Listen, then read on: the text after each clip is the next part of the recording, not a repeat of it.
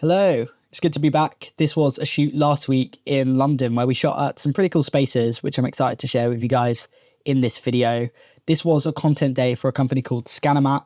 My friend Maya works there in the marketing department, so I was basically helping her get some content for them to use across their socials. May do some edits at some point, but yeah, fairly straightforward day. You can see I'm kind of bringing minimal kit, just the one rolling bag.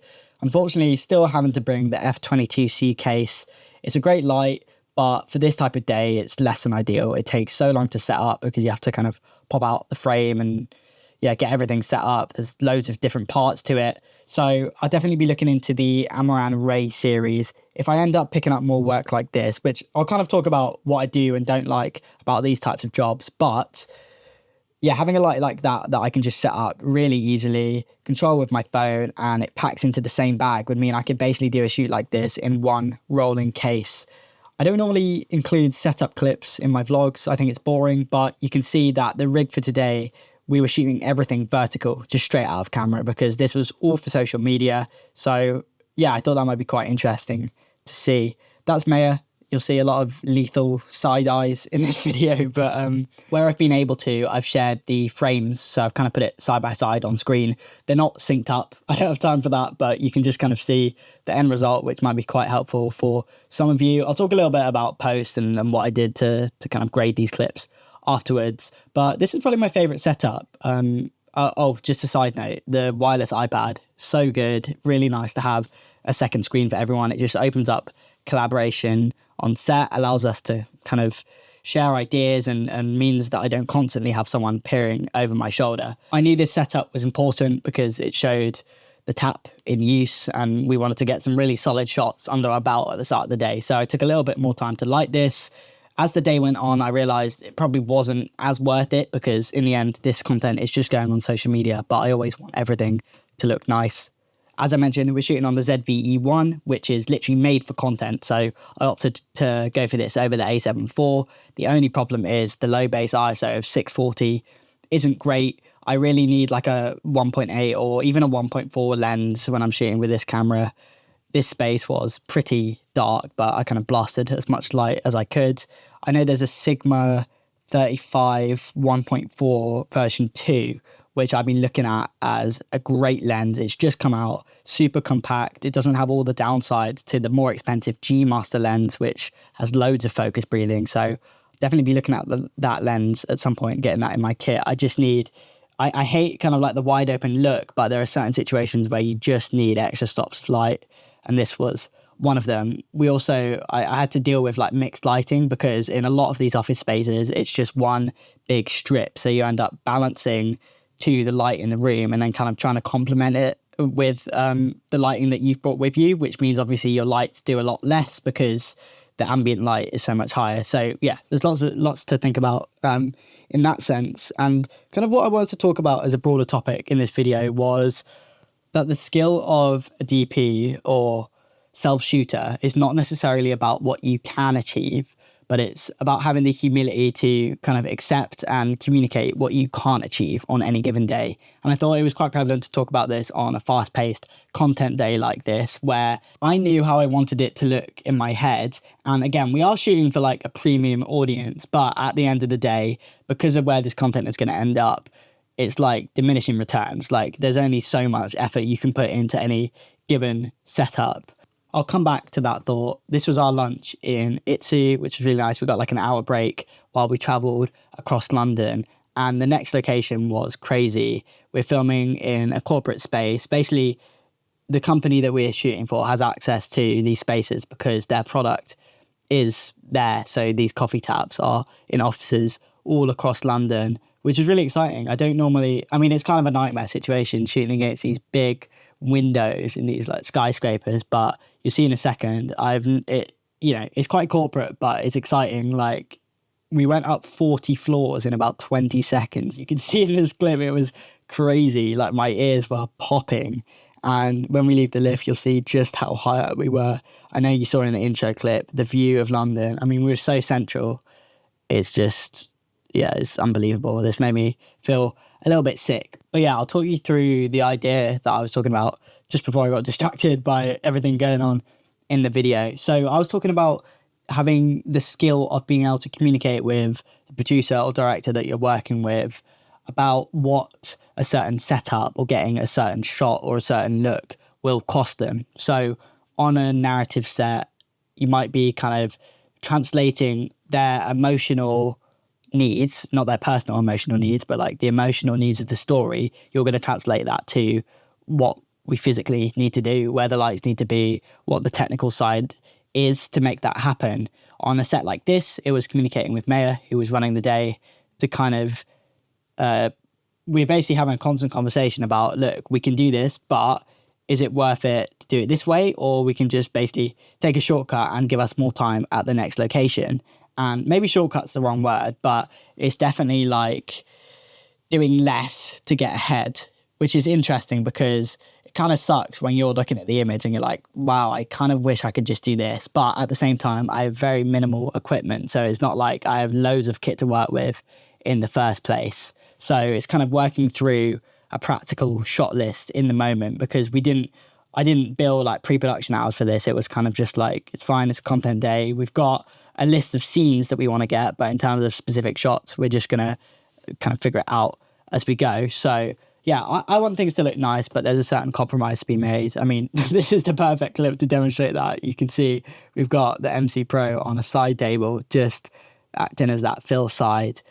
Again, nightmare scenario, shooting against windows. These shots turned out pretty good, all things considered. There was one situation where I had to light two people flat on with one light. I think you'll see it later on in the video, but because it was a cloudy day, I just about got away with having my 200 watt light. Otherwise, I probably would have had to avoid shooting against the windows, but that was like my natural instinct. I think it looks really nice to basically lean into the space you have. And you can see I was connected to all my lights in this location, which was really helpful. I just put the stock Sony LUT onto that clip on the right, and then these are the graded ones. You can see just trying to do really nice smooth movements on my iFootage tripod. It comes with this little K3 head, which is like a fluid head, budget tripod, travel tripod. It's so small, which is why I love it. But for a rig of this size, you kind of get away with it.